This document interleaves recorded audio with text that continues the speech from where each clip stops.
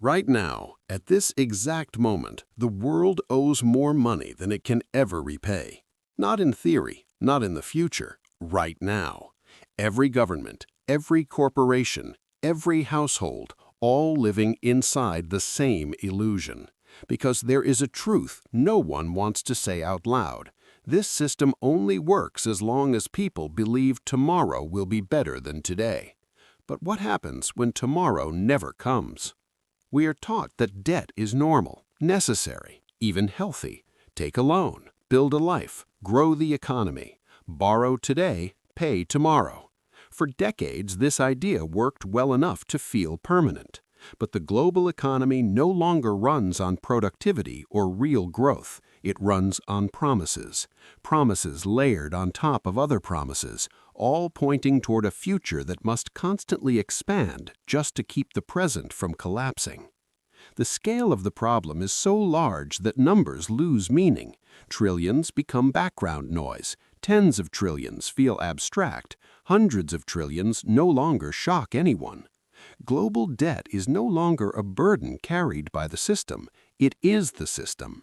Governments borrow to service old debts. Corporations borrow to survive. Households borrow not to get ahead, but simply to avoid falling behind. Debt is no longer fuel for growth. It is a delaying mechanism, and every delay increases the cost of the inevitable. This did not happen overnight. Money was once tied to something tangible: labor, production, scarcity. But slowly the rules changed. Credit became cheaper. Interest rates fell. Borrowing felt painless. Growth accelerated, not because societies produced more value, but because they borrowed more money. Each economic crisis was solved the same way: more liquidity, lower rates, larger bailouts. Every solution worked just long enough to hide the damage it created. Each rescue planted the seeds for the next collapse.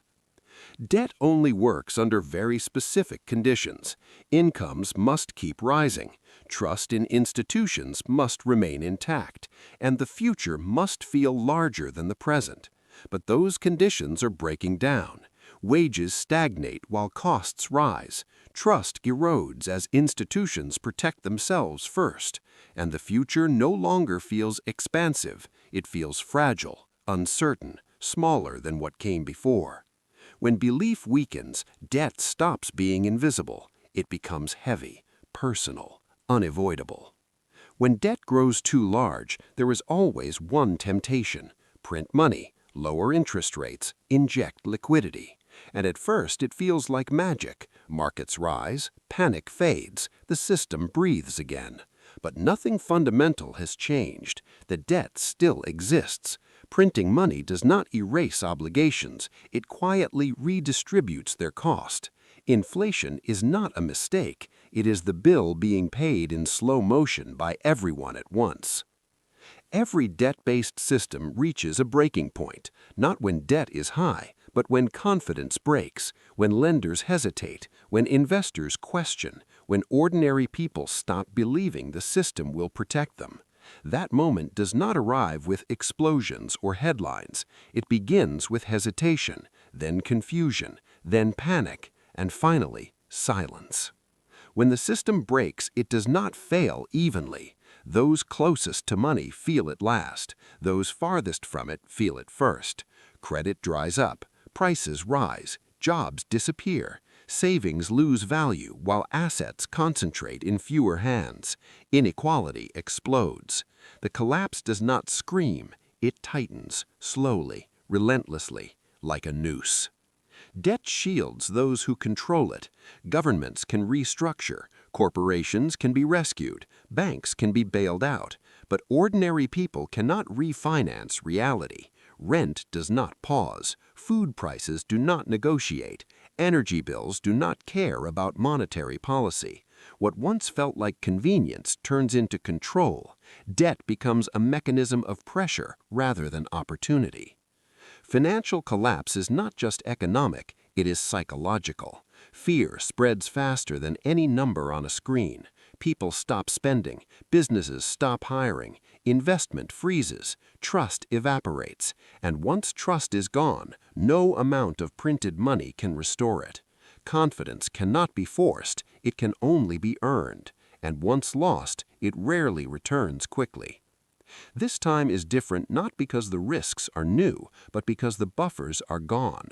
There is no clean balance sheet left untouched, no meaningful room to borrow from the future. Every lever has already been pulled. Every tool has already been used. The system appears stable, but only under perfect conditions. And systems that require perfection do not survive reality. Debt itself is not evil, but infinite debt in a finite world is impossible. Sooner or later, reality intervenes. The only real question is not whether the system breaks, but how. Slowly through inflation, stagnation, and declining living standards, or suddenly through panic, defaults, and collapse. The world continues to function because it runs on belief. Belief that tomorrow will solve what today cannot. Belief that someone else will pay the bill. But debt is patient, and eventually it always asks to be repaid.